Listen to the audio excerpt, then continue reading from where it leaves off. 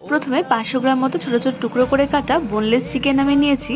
আর এটাকে ম্যারিনেট করার জন্য সামান্য একটু লেবুর রস, নুন, হলুদ, লঙ্কার গুঁড়ো, জিরের গুঁড়ো, গোলমরিচ গুঁড়ো আর 1 চা চামচ আদা বাটা, চামচ রসুন বাটা, টক দই ও সর্ষের তেল দিয়ে এটাকে খুব ভালোভাবে ম্যারিনেট করে রেখে দিলাম ফ্রিজে 30 মিনিট। এরপর গ্যাসে একটা ফ্রাইং প্যান বসিয়ে এর মধ্যে অল্প সর্ষের তেল দিয়ে ম্যারিনেট করে রাখা চিকেনটার মধ্যে দিয়ে দিলাম। অবশ্যই এই সময় গ্যাসের ফ্লেমটাকে মিডিয়ামে রাখতে হবে। তারপর চিকেনের দুপাশে হালকা লাল লাল করে ভেজে উল্টে পাল্টে এটাকে তুলে নিলাম। এরপর প্যানে আরো 1 টেবিল চামচ মতো তেল দিয়ে 3টে কুচানো পেঁয়াজ দিয়ে হালকা লাল লাল করে ভেজে এর মধ্যে দিয়ে দিলাম আদা বাটা, রসুন বাটা, গুঁড়ো লঙ্কা, লবণ, হলুদ, জিরের গুঁড়ো, ধনে গুঁড়ো আর দিয়ে দিলাম 1 টেবিল চামচ মতো টক দই।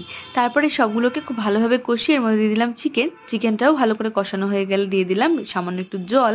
তারপর ঢাকা দিয়ে দিলাম চিকেনটা সেদ্ধ হওয়ার জন্য। এরপর 10 থেকে 12টা মতন কাজু বাদামের পেস্টের সাথে মিশিয়ে খুব ভালো করে ফুটিয়ে নিলাম। তারপর উপর থেকে একটু ফ্রেশ ক্রিম আর নামানোর আগে গরম মশলা গুঁড়ো ও কাসুরি মেথি দিলে